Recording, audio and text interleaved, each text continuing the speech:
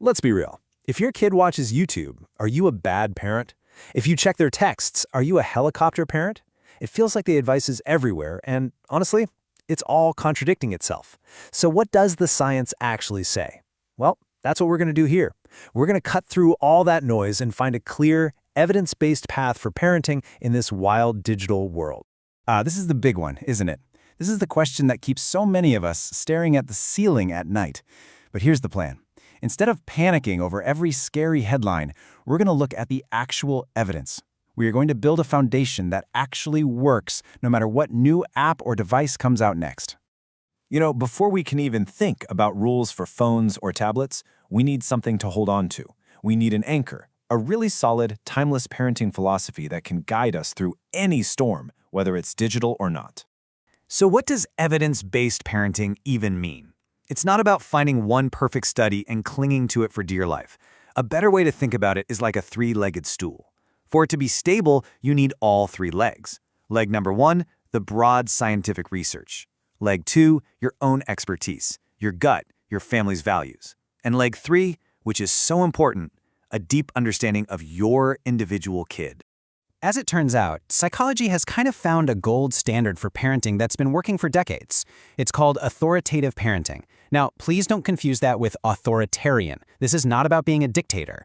It's about finding this beautiful, powerful balance between high warmth, that's the love, the listening, the affection, and high structure. Those are the clear, consistent rules and consequences.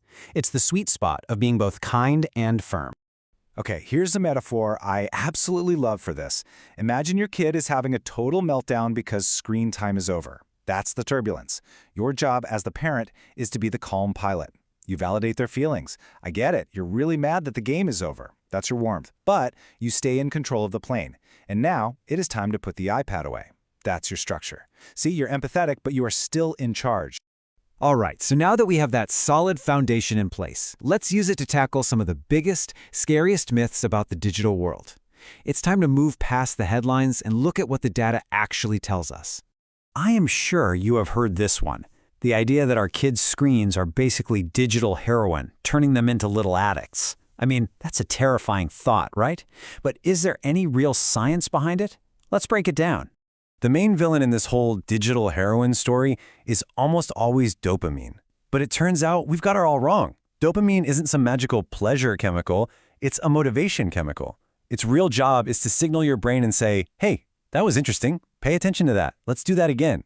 It's actually essential for how we learn and focus, not just some addictive poison.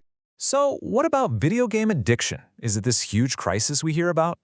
Well, gaming disorder is a real diagnosis, but the reality is it affects a really small minority of players. We're talking somewhere between 1 and 9%. For the other 90+%, it's a hobby. And the real thing to watch out for isn't the hours they play. It's something called impaired control. That's when the gaming consistently gets in the way of everything else: school, friends, health. That's the red flag.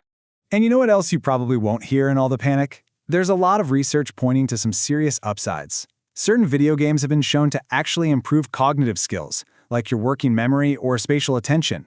And for most kids, it's not isolating at all. It's actually one of the main ways they hang out and connect with their friends. Okay, let's dive into the really tough one, social media. We've all seen the headlines tying it to the teen mental health crisis. You know, this is probably the most complicated, most debated piece of this whole puzzle. So we've got to look at the data really carefully here. And the data is pretty stark. If you look at a chart right around 2012, which is exactly when smartphones put social media in every single teen's pocket, rates of anxiety and depression, especially for girls, just started to skyrocket. The correlation is impossible to ignore. But, and this is so important, as any scientist will tell you, correlation is not causation. So why do we all immediately point the finger at social media?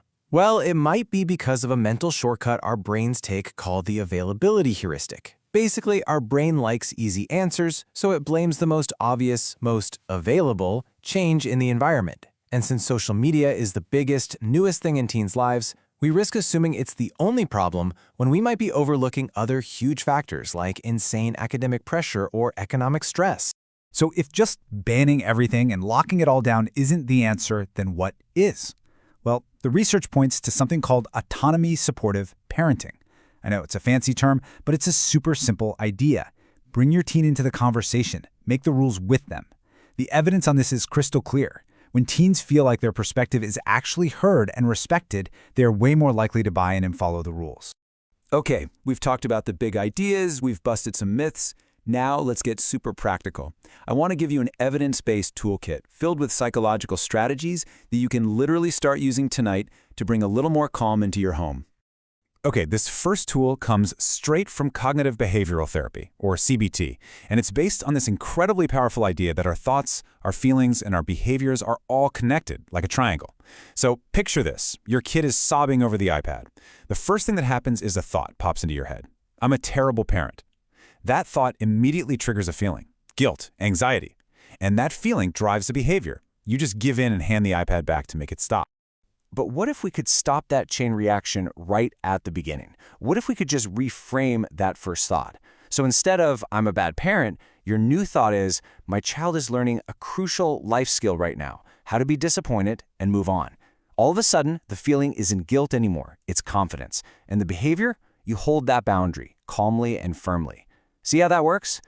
All right, next tool. This one is for those 2 a.m. worries. You know, what if my kid sees something awful online? There's this fascinating psychological trap called the white bear problem. Let's try it right now. For the next 5 seconds, whatever you do, do not think about a white bear. Go. It's all you can think about, right? The more you try to force a thought away, the bigger and stronger it gets. So what's the solution? Well, here is the completely counterintuitive, science-backed answer. Do nothing. Seriously. Instead of wrestling with that anxious thought, you just notice it. You can even give it a little label, like, oh, hello, anxiety, there you are again. And then you just let it float on by like a cloud. You don't have to argue with every piece of mental noise your brain throws at you. And finally, let's talk about the tech itself, parental controls. It is so easy to think of these apps as the ultimate fix, but it's much healthier to see them for what they really are. They are not impenetrable walls. They're more like gates or speed bumps. Their real value isn't blocking everything, it's creating opportunities for us to have a conversation. They're a useful tool, for sure, but they are no replacement for you. So to wrap all this up, I want to leave you with one last question to chew on. We spend so much time and energy looking for the perfect app, the right filter, the best tech solution. But what if the most effective parental control of all isn't something you can download from the App Store? What if it's just us? Our own ability to be that calm, consistent pilot, guiding our kids through the turbulence with both warmth and with structure.